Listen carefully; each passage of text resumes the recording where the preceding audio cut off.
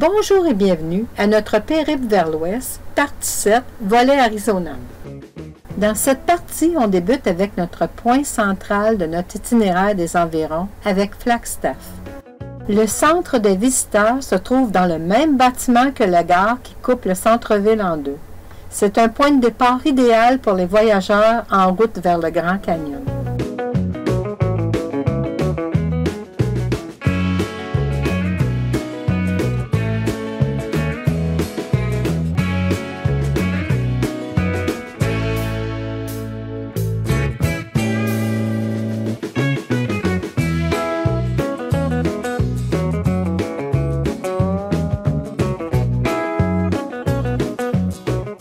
Jour 21 du périple, en route vers notre 21e destination de notre parcours. On est à Walnut Canyon, National Monument, puis on s'apprête à prendre la piste Larim Trail. Ensuite, on ira au Highland Trail qui monte pas mal des marches, je pense 271 marches à monter pour se rendre de l'autre côté. Mais on va commencer par la plus facile. Le Papsigana, je ne sais pas si je le prononce comme il faut, ça voulait dire sans eau. Qui vivait dans ces habitations-là, l'hiver comme été. Ici débute la Highland Trail. On y va. Vertigineux.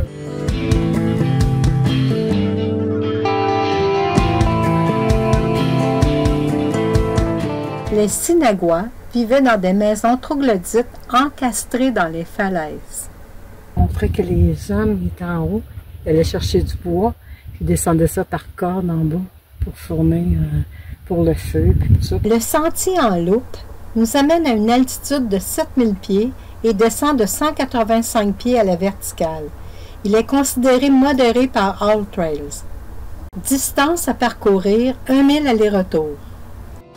Dans le parcours, des panneaux décrivent leur mode de vie, par exemple les plantes qu'ils utilisaient pour se nourrir, pour se soigner ou teindre leurs vêtements.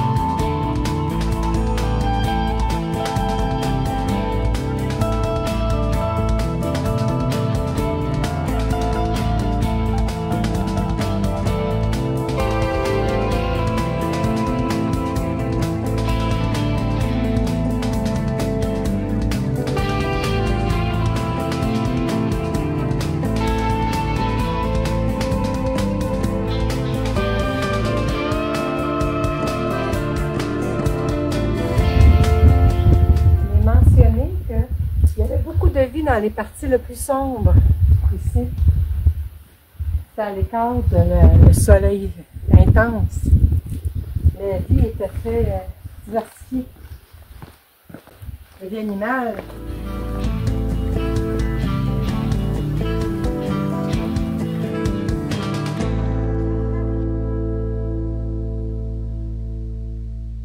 Ces habitations, datant du 13e siècle, contient 25 pièces. Le Walnut Canyon résonne des voix et des sons d'une communauté pueblo dynamique.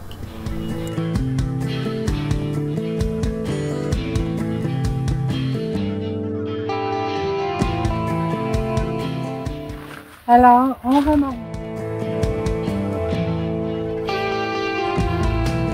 J'ai vu l'ombrage d'un gros oiseau.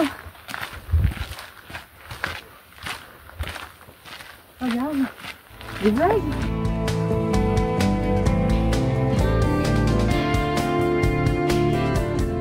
Quelques photos qui résument Walnut Canyon.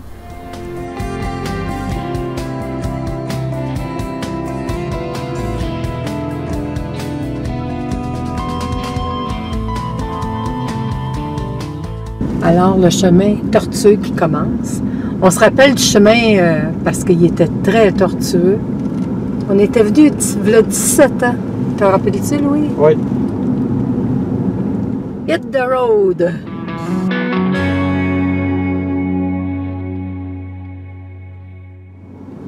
On est en auto, on n'est pas venu en VR.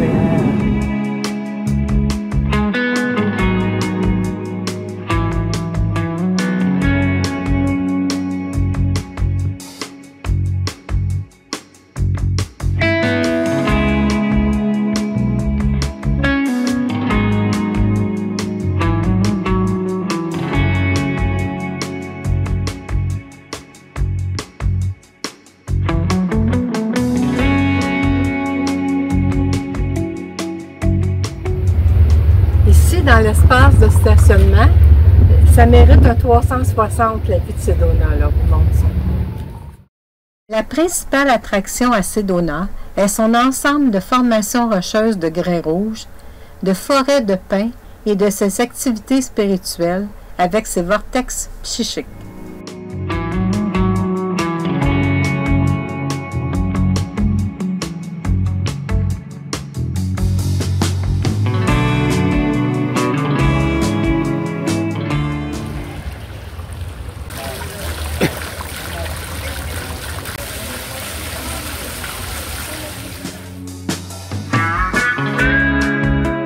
Nous avons une sculpture plutôt deux, des Navajos, puis ça, qui se regardent dans le miroir. Voici ce qu'ils voient.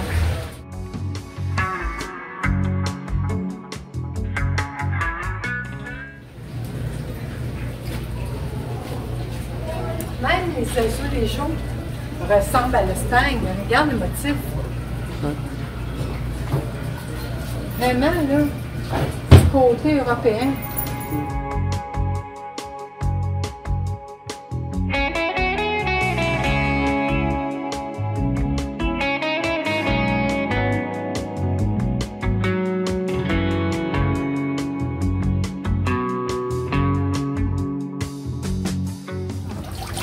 Oh, ça fait du bien, une petite fontaine, ça va te pécher. Ça fait 90 degrés au moment.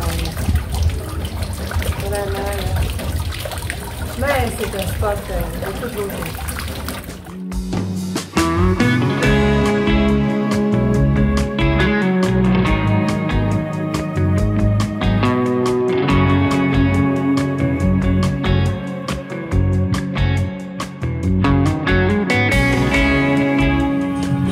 C'est une caverne d'Ali Baba.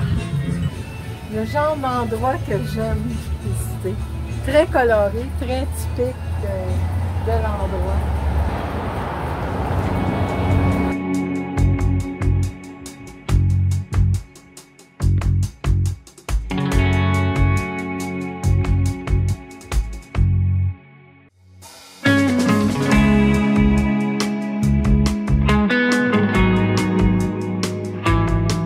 Ici, on voit des fantastiques idées de veilleuses.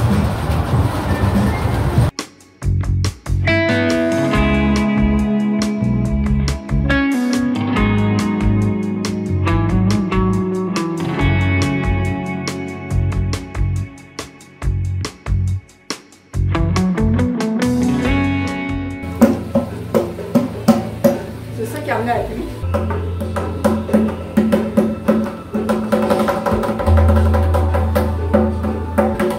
Doc à l'eau.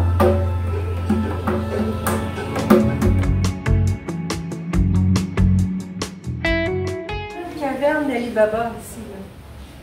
Vraiment. Je suis sous le charme.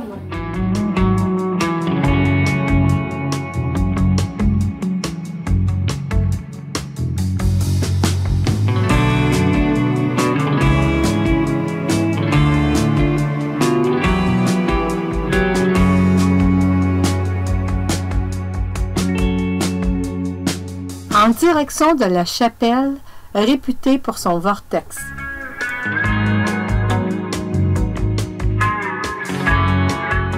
Un vortex d'énergie est un lieu sur Terre qui agit comme une plaque tournante pour l'énergie. Ils sont en fait des tourbillons d'énergie électrique et magnétique. Ils tournent généralement dans le sens des aiguilles d'une montre, au-dessus de l'équateur, et dans l'autre sens, en dessous. C'est le schéma énergétique naturel fondé sur la polarité terrestre et certains tourbillons fonctionnent dans les deux sens.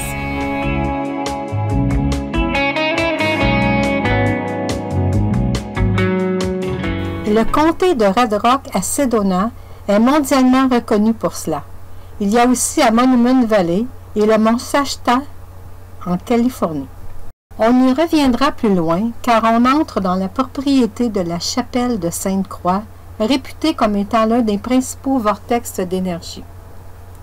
En fait, dans la région de Sedona, on recense plus d'une demi-douzaine de sites de vortex. Celui-ci, disons, étant le plus attractif ou le plus populaire.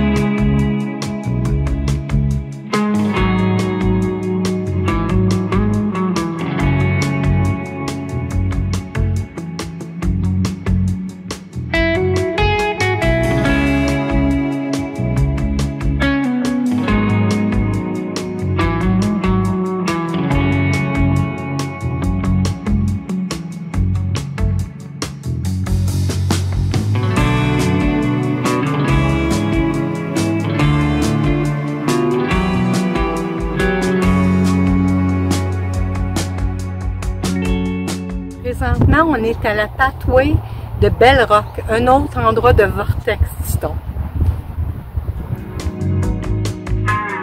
Je reviens au vortex où on est présumément en mesure de ressentir quelque chose de particulier, plus ou moins palpable au niveau de la nuque et des omoplates. Pour ma part, j'ai tout de même ressenti une quiétude et une certaine magie. Certains parlent de sentiments de rajeunissement, mais bon. Si vous avez besoin d'un réalignement spirituel ou simplement d'un immense sentiment de guérison, pourquoi pas se rendre à Sedona, vous verrez bien.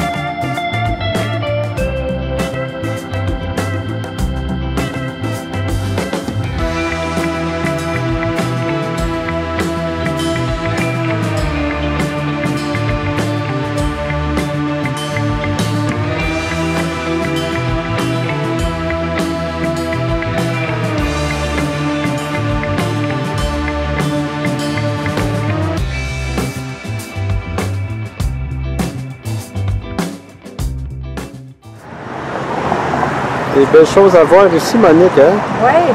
À l'église, en toile de fond, on a parlé avec une japonaise qui nous a expliqué que Sedona, c'était le nom de la femme du postier. Ils ne savaient pas comment appeler la ville, donc ils l'ont nommé le nom de sa femme. Donc ici, les pionniers sont venus. Il y avait à l'époque des bed and breakfast, du genre bed and breakfast, il n'y avait pas d'hôtel. Donc les pionniers pouvaient se reposer puis manger avant de repartir. Ce matin, à Sedona, Louis vient de trouver des xylophones, un abri à l'air. Donc ils s'exécutent.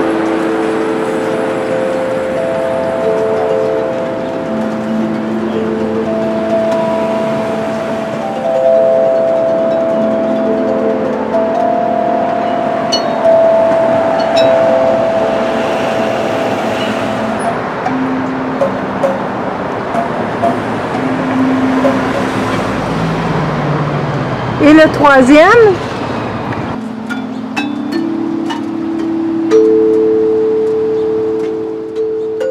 Intéressant que ça soit accessible au public.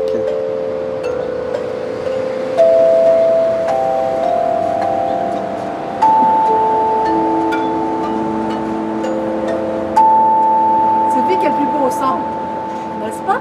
Oui.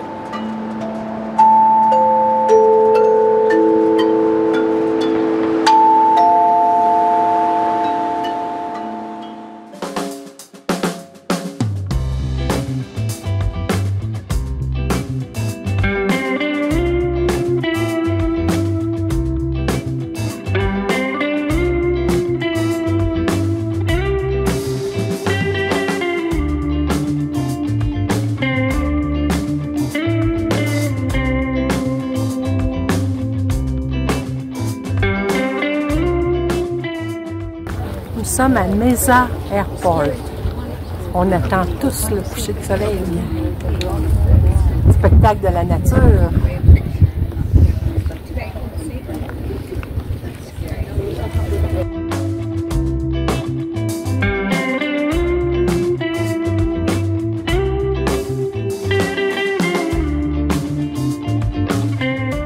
Sedona, Arizona, c'est l'une des destinations les plus emblématiques du sud-ouest américain.